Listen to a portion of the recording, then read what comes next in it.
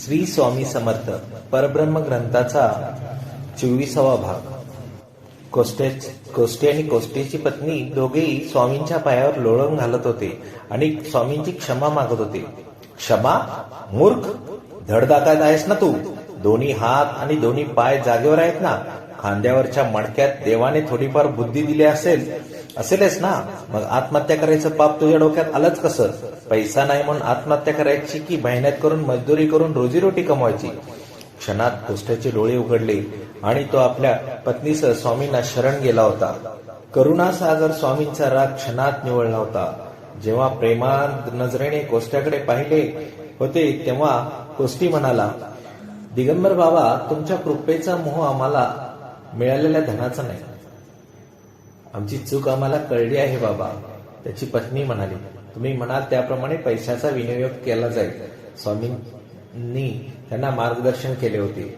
वेड्यात, तुमच्यावर माझी कृपादृष्टी आहे म्हणूनच तर मी तुळशीच्या वृंदावनाने पुरलेल्या धनाबद्दल तुला दृष्टांत दिला.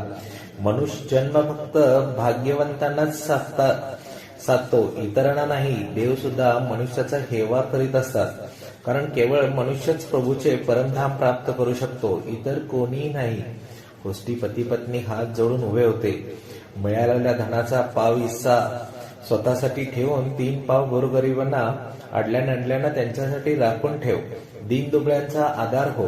अनाथांचा नाथ होण्याचा प्रयत्न कर. पुढे मागे मूठ बांधण्यासाठी या धनातून काही भाग दे. जशी आपली आज्ञा बाबा. दोघांनी पुन्हा पुन्हा स्वामींच्या पायावर डोके ठेवले आणि शांत चित्ताने निघून गेले होते. पण हे सर्व कळताच बायजाचे मात्र डोके फिरले होते. हा तुमचा दिगंबर बाबा न सांगून शाणा आहे.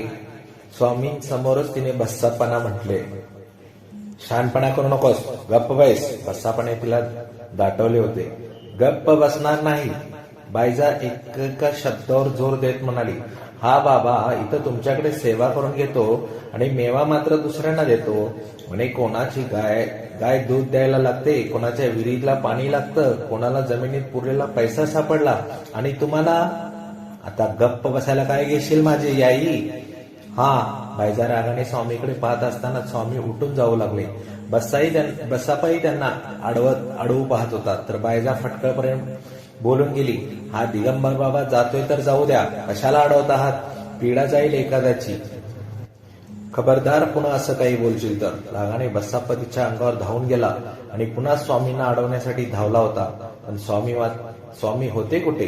ते केव्हाचे दिसेनासे झाले. श्री स्वामी समर्थ.